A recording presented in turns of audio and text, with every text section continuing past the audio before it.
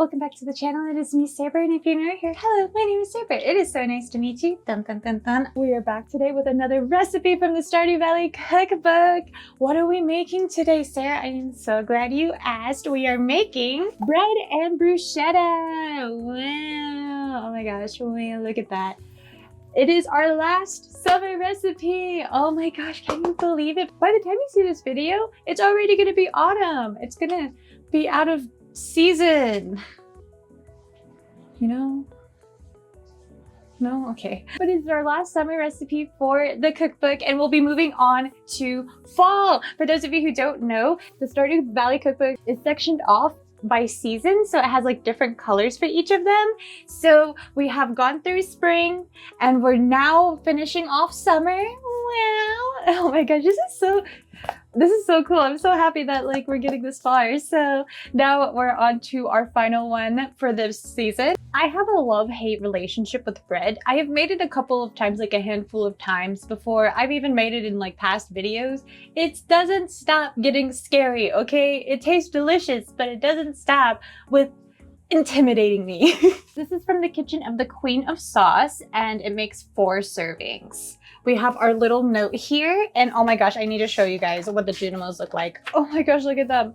Oh my god, they're so cute. Oh my gosh. And we also have a note from Elliot as well. Ah, tomato, like a gentle breeze atop a jagged mountain of crunchy bread. There's something poetic about the juxtaposition. No? I don't think so. I don't know, maybe. Nothing says summer quite like a fresh, juicy tomato. And what better way to showcase its bold personality than to set it atop a simple crust of bread? Here, I'll show you how to do just that. First, we'll whip up a batch of crusty baguettes. Baguettes. Then we'll slice and toast them and top them with sun-ripened tomatoes, garlic, basil, and a drizzle of extra virgin olive oil. Ah, now that's the taste of summer. For novice chefs, bread making can be an intimidating prospect, but it's really much easier than it might first seem.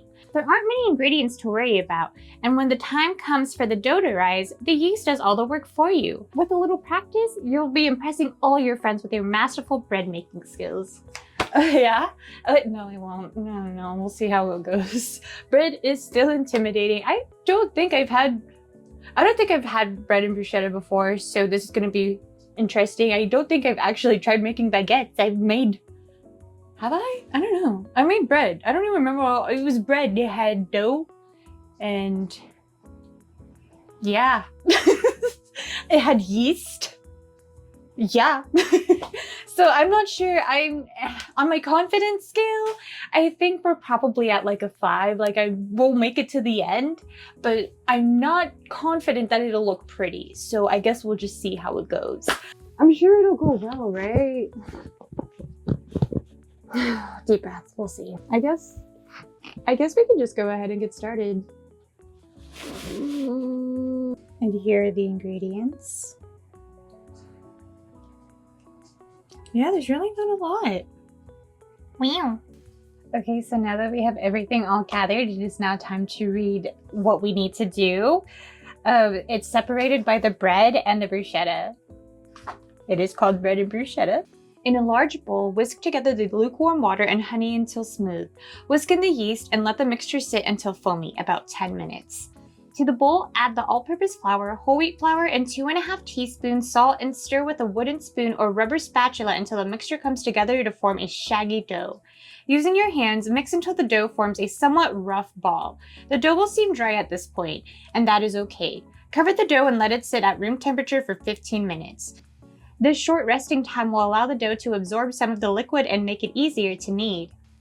Lightly grease a large bowl with olive oil. Turn out the dough onto a lightly floured work surface and knead until the dough is smooth and elastic, 8 to 10 minutes. Transfer the dough ball to the greased bowl, turn to coat in the oil, cover the bowl, and set aside at room temperature until doubled in size, about 1 hour. Use your hands to gently deflate the dough ball and fold its rounded edges into the center of the dough. Turn the folded dough over, cover the bowl again, and let it sit until it nearly doubles in size again, about 45 minutes. Place a piece of parchment paper on a large baking sheet. If your baking sheet is rimless, then no need to invert, and lightly flour the paper.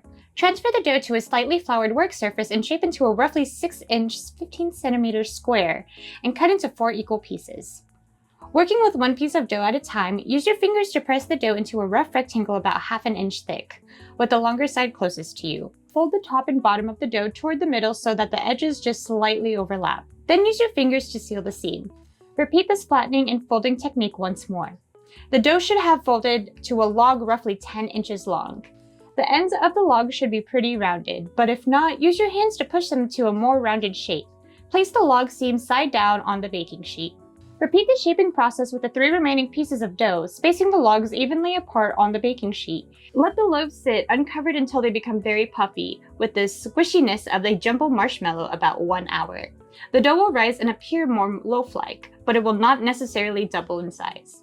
About 40 minutes into the final resting, place a medium cast iron skillet on the lowest rack of the oven. Preheat the oven to 450. Pour the 1 2/3 cup of water into a small saucepan and start to bring to a boil over medium heat. Use a sharp knife or a baker's lame, a special curved blade if you have it, to make 4 diagonal slices, each ½ an inch deep, along the top of each loaf. Open the oven and put the baking sheet with the bread loaves along the inverted baking sheet. Carefully pull out the parchment paper below the loaves, shutting the loaves onto the hot baking sheet. Working quickly, pour the boiling water onto the skillet on the bottom rack and quickly shut the oven door. The steam created by the water will help the baguettes rise nicely in the oven. Bake the baguettes until they are a deep golden brown and crusty about 20 minutes. Remove the inverted baking sheet from the loaves on it and the cast iron skillet. Transfer the baguettes to the rack and return the baguettes to the oven with heat turned off. Crack the oven door open by a couple of inches and let the baguettes cool completely in the oven 1½ to 2 hours. Timing will depend on how quickly your oven reaches room temperature. The baguettes are ready to be served. 2 loaves are used for the bruschetta. Dude, I'm starting to regret my decision so much. For the bruschetta, preheat the oven to 375 degrees Fahrenheit. Core and chop the tomatoes into roughly ½ inch pieces. Place in a medium bowl, sprinkle with 1 teaspoon salt and stir gently. Set the tomatoes aside until they become very juicy, about 15 minutes, stirring occasionally. Spoon out 3 tablespoons of the tomato water and set aside. Stir 2 tablespoons of the olive oil and the vinegar into the tomatoes. Cut the baguettes diagonally with ½ inch slices, making 24 to 28 slices. Spread the slices on a large baking sheet in a single layer. Brush both sides of the slices with the remaining 3 tablespoons olive oil and season with salt. Bake until crispy on both sides and browned around some of the edges, about 20 minutes, flipping once after 10 minutes. Let the slices cool on the baking sheet until you can handle them, at least 5 minutes. Cut the garlic cloves in half crosswise, then rub the top sides on the toasted bread with the cut sides of the garlic. Brush the slices with the reserved salted tomato water. Stir the basil into the tomato mixture. With a slotted spoon, scoop the tomato mixture onto the slices or use a regular spoon and tilt it against the side of the bowl to help drain away the juices, dividing the mixture evenly. Top with a light drizzle of the tomato juices remaining on the bottom of the bowl, then sprinkle with flaky sea salt and serve immediately. All right, and here's the reveal. There's, you know... Okay, so it's been a few hours. I'm obviously not dressed the same because it's 11 p.m. I knew it was gonna take me forever, but I still, here we are. You know, this one was frustrating, but you know, we're gonna go ahead and it's now time for the taste test. I didn't add in any basil because the basil I got when I opened it, there was mold inside, so, I didn't use it for that reason, but now we're gonna go ahead and just do our taste test. I like that they are just little finger foods. It looks very cute, so let's go ahead and take a bite. It just looks like tomato, but I mean, look, okay?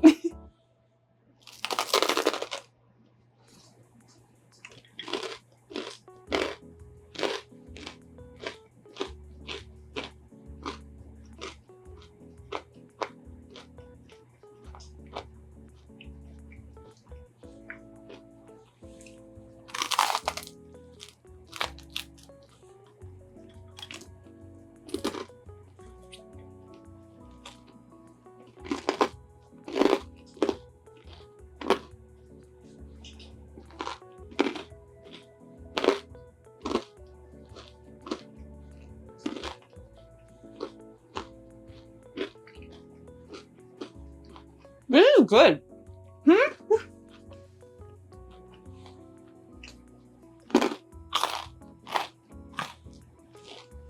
Do you hear that crunch?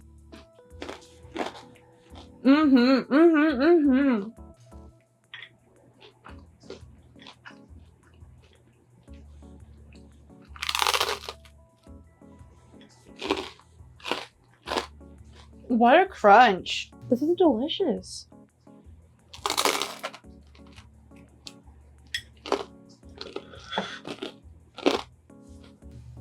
Oh my god. I didn't really know what to expect. I mean, all of this stuff that I've made has been delicious. Like, oh my gosh. I was getting frustrated with the bread. I don't think I did it right at all. And boy was I struggling. But I'm glad that it did end up tasting pretty good. I mean, it still ended up like bread. I'm sure it would have tasted even better with the basil, but yeah, no, sorry, I'm not gonna eat moldy basil. I think it turned out really good. I need to just make more bread so I cannot get as frustrated with it all the time. Maybe one day. I hope you guys don't mind No Makeup Sarah. She's in other videos, so. I'm also not a big fan of tomatoes, but I guess maybe I do just like tomatoes. I just like them seasoned a certain way because that little mixture with the olive oil and the red wine vinegar, fantastic. Oh my gosh. Dude, that was good. Was it worth the effort though? I'm not so sure. Maybe, well, no, but it's because I need to get better at making bread. That's literally it. I just need to get better at making bread and then maybe it won't be so bad. One day I'm gonna be a leveled up bread girly. Just you guys wait. Just you guys wait. That was our last one for the summer. Wow. Oh my gosh, I can't believe we're already done with the summer. Wow. I got flour everywhere, dude. I took a shower and I still got flour everywhere. It took forever to clean it up. I still have some stuff to clean that off. And it's Jesus Louise. But I think the food ended up tasting out pretty good. Like, oh my gosh.